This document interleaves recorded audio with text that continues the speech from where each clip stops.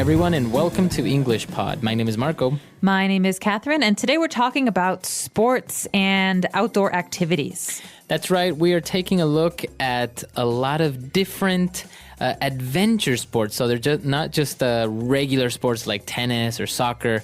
These are more dangerous sports.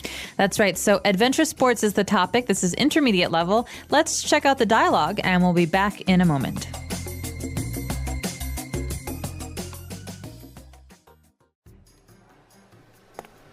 Welcome to Adventure Tours. How may I help you? I want to book a tour with adventure sports. Excellent. Our company has more than 10 years of experience in the adventure tourism and sports field. Let me show you some options. This is our most popular choice. Our river guides will take you on a whitewater rafting trip followed by a ride in a hot air balloon. I don't really think I'm ready to throw myself down a river full of jagged rocks in a rubber boat, or go up in the air in a wicker basket held up by an oversized balloon. What else do you have? Well, in that case, we can take you hang gliding with one of our experienced instructors. It's the closest you can get to flying. What? You mean strap myself to a flimsy kite? No, thank you. Next? Okay. Well, why don't you tell me a little bit more about what you would like? We have everything from mountain biking to rock climbing to street luge. I'm thinking something exciting, but safer. I have the perfect option. This package will take you on a hiking trip through the Himalayas for 3 days, and afterwards there's a dog sledding journey. That's more like it.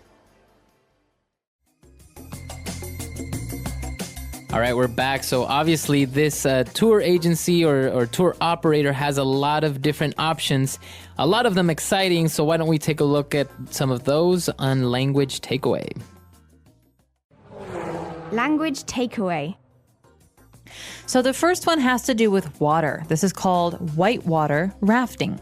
That's right. So whitewater rafting. Now, rafting means that you go in a raft. That's right. It's a special kind of boat, not a wooden boat, not like a big boat you see in the ocean. Mm-hmm. This is a special boat for rivers, maybe. That's right. It's an inflatable rubber boat. So he also described it as a rubber boat. Okay, rubber is the material it's made out of. That's right. So you go in this boat in a river, and it's called white water because it has rapids. So the river is moving very quickly, and you can see that it's a little bit dangerous to go swimming in a river like this.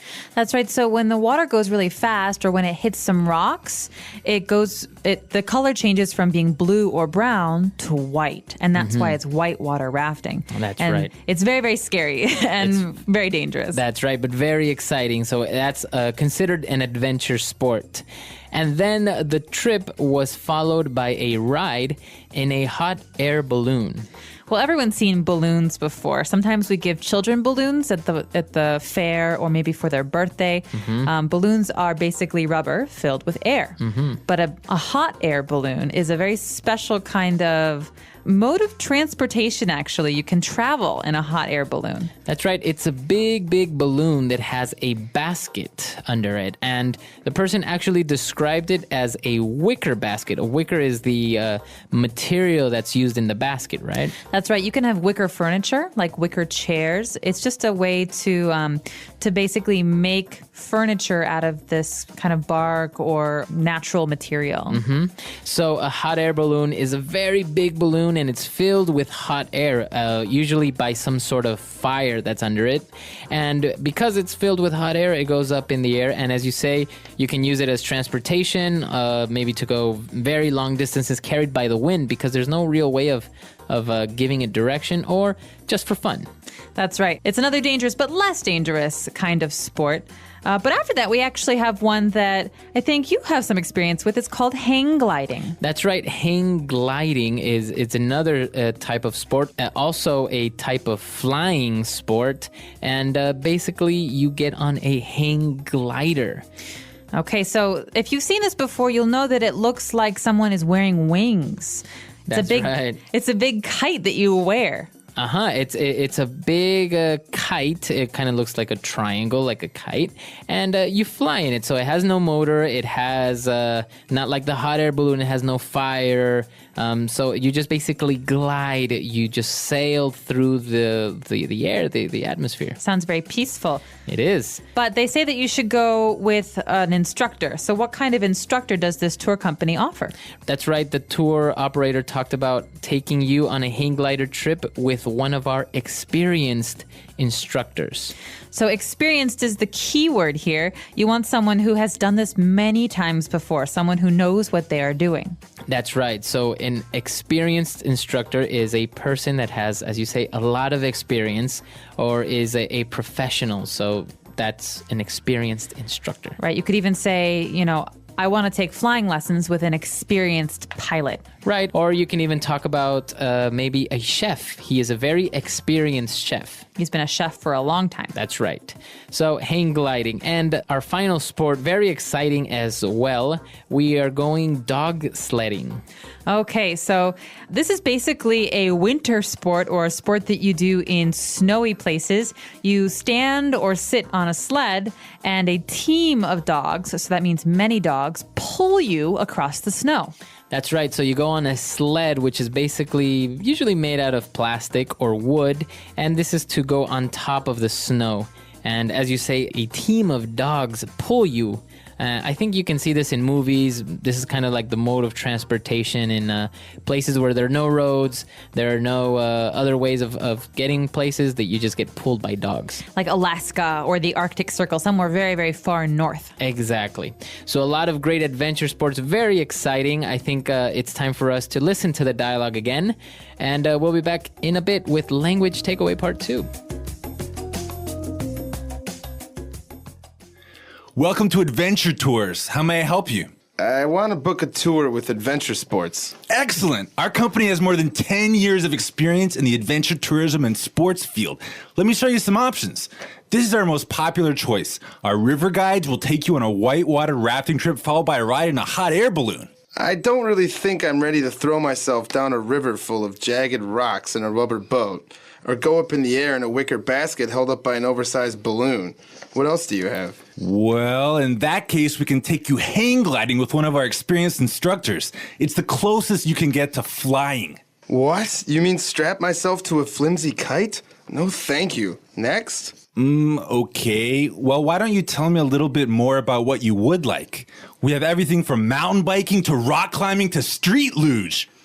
I'm thinking something exciting, but safer. I have the perfect option. This package will take you on a hiking trip through the Himalayas for 3 days, and afterwards there's a dog sledding journey. That's more like it. All right, we're back. So now we're going to take a look at 3 quick adjectives that we saw in this dialogue on Language Takeaway Part 2. Language takeaway. This first adjective is something I'm not a fan of. Let me just say, if you ever go rafting and you see rocks, you want to avoid or you want to stay away from jagged rocks. That's right. So the adjective jagged refers to maybe sharp or they can cut you, right? That's right. So something that is jagged is not smooth. It's the opposite of smooth. That's right. So maybe you've seen some rocks that have that are very pointy or that have things that can easily hurt you or cut you. Those are jagged rocks. Broken glass can have jagged edges, and that means you want to avoid touching it because it can hurt you. Exactly. So jagged is a way of describing something that's maybe sharp, pointy, or very dangerous that can cut you. And then moving on, when we were talking about the hot air balloon, this person very cleverly said that he doesn't want to go up in the air in a basket held by an oversized balloon. Okay, so he's exaggerating. Like you said, he's being clever or silly. He's just afraid of the balloon. Mm-hmm. But basically, he's saying an oversized balloon is a very, very, very big or unnaturally big balloon. Right, so bigger than normal. So an oversized balloon would be a balloon that's bigger than normal. Or maybe I've seen an oversized... In the early 1990s, I remember a clothing trend. A lot of people like to wear oversized T-shirts. That's right. So T-shirts that were way too big for you or maybe unnaturally big, those would be oversized T-shirts. Like XXXL. Exactly. All right. And our final adjective when he was talking about hang gliding, he said that he's not ready to go up in the air strapped to a flimsy kite. Okay, so the key word here is flimsy. We already talked about a kite. It's something that flies in the air. But something that's flimsy is not very stable or sturdy. That's right. So it doesn't seem like it's very solid. So if you have a kite... So a normal airplane is very sturdy, but a paper airplane is very flimsy. It's thin. It moves around a lot. You can't control it. Exactly. So it's not very solid. It's not very, as you said, sturdy. It doesn't really seem like it can stay up in the air for very long. And it definitely can't support someone's weight. That's right. So you can even have a flimsy chair. Maybe the chair is a little bit loose or it doesn't seem like it's very strong. It feels like it might break. That's right. So flimsy, that's the adjective there, flimsy.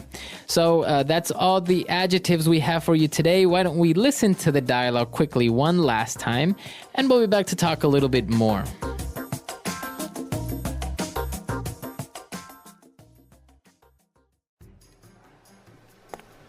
Welcome to Adventure Tours. How may I help you? I want to book a tour with adventure sports. Excellent. Our company has more than 10 years of experience in the adventure tourism and sports field. Let me show you some options. This is our most popular choice. Our river guides will take you on a whitewater rafting trip followed by a ride in a hot air balloon. I don't really think I'm ready to throw myself down a river full of jagged rocks in a rubber boat, or go up in the air in a wicker basket held up by an oversized balloon. What else do you have? Well, in that case, we can take you hang gliding with one of our experienced instructors. It's the closest you can get to flying. What? You mean strap myself to a flimsy kite? No, thank you. Next? Okay. Well, why don't you tell me a little bit more about what you would like? We have everything from mountain biking to rock climbing to street luge. I'm thinking something exciting, but safer. I have the perfect option. This package will take you on a hiking trip through the Himalayas for 3 days, and afterwards there's a dog sledding journey. That's more like it.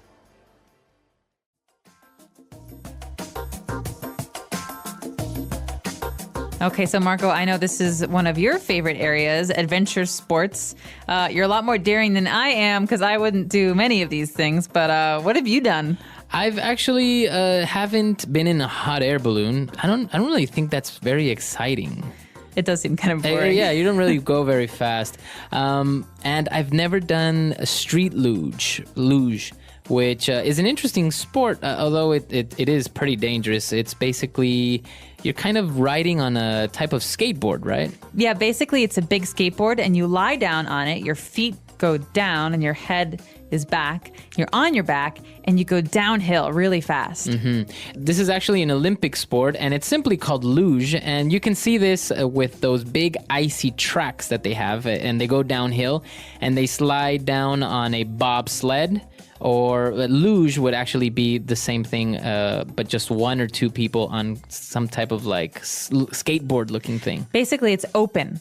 The bobsled is closed, so you see the people's heads, but the luge, you just see their whole body, and they're lying down on a piece of metal, and they go down very, very quickly. They go very fast. I think in bobsledding and luge, I think they can reach speeds up to like 100 kilometers per hour or more. That's right. And this year it was actually very sad at the Olympics. A luge athlete died in practice. That's right. So extreme sports or adventure sports, they are, as the name says, full of adventure, very exciting, but also obviously very dangerous. I think hiking is not really an adventure sport or very dangerous unless you're hiking in dangerous territory with bears or something.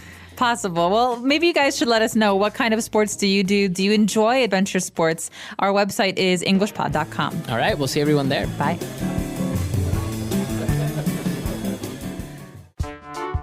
The English Pod Audio Review. Listen to the meaning, then say the vocabulary word. A huge balloon risen up by hot air. Hot air balloon. In an area of work, study. In the field. Having a sharp surface. Jagged. Larger than what is listed.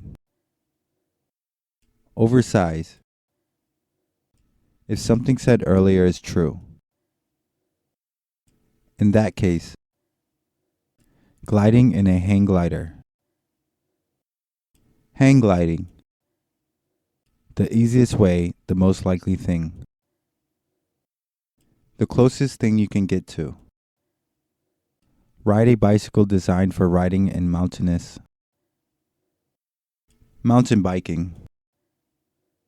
The sport of scaling rock masses on mountainsides. Rock climbing. The sport of descending a steep road. Street luge. The sport of rafting down fast-flowing rivers. Whitewater rafting. Let's try that faster. The sport of scaling rock masses on mountainsides. Rock climbing. If something said earlier is true. In that case, gliding in a hang glider. Hang gliding. The sport of rafting down fast-flowing rivers. Whitewater rafting. Having a sharp surface. Jagged. Ride a bicycle designed for riding in mountainous. Mountain biking. The easiest way, the most likely thing. The closest thing you can get to. In an area of work, study.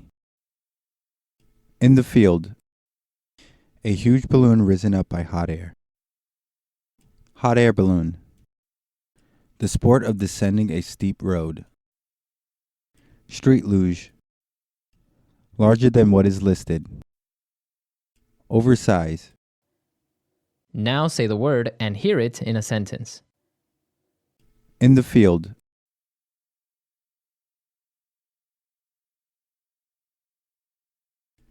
I've been working in the medical field for 20 years now. I know it inside and out. In the field.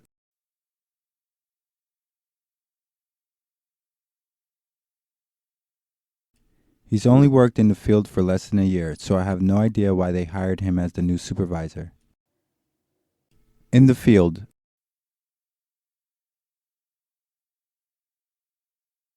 They tested the new theory for 2 years in the field before publishing their findings. Whitewater rafting.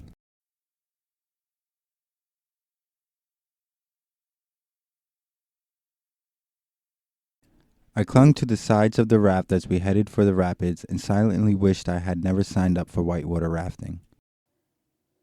Whitewater rafting.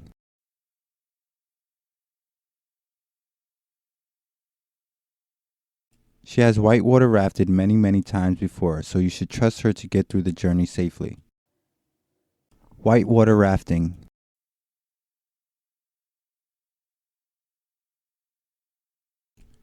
The summer camp I'll be attending is offering a whitewater rafting excursion. Jagged.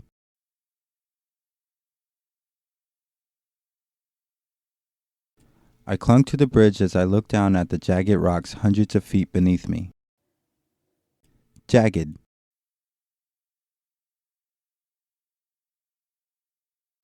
As I picked up the broken glass, the jagged edges cut into my hand.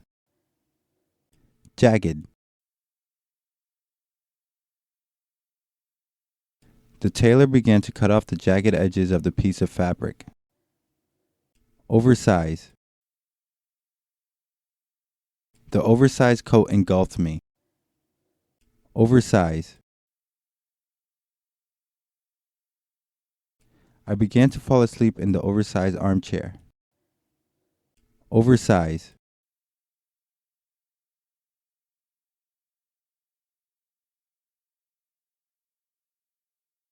In the oil fields in Alberta, oversized trucks 3 stories tall transport oil sands from the field to the refinery.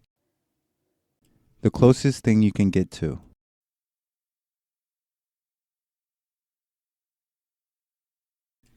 Eating McDonald's is the closest thing you can get to eating Western food in China.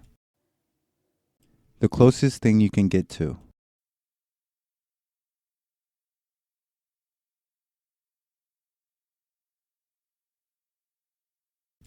Descending a steep incline on a roller coaster is the closest you can get to experiencing zero gravity without having to get on a jet plane. The closest thing you can get to.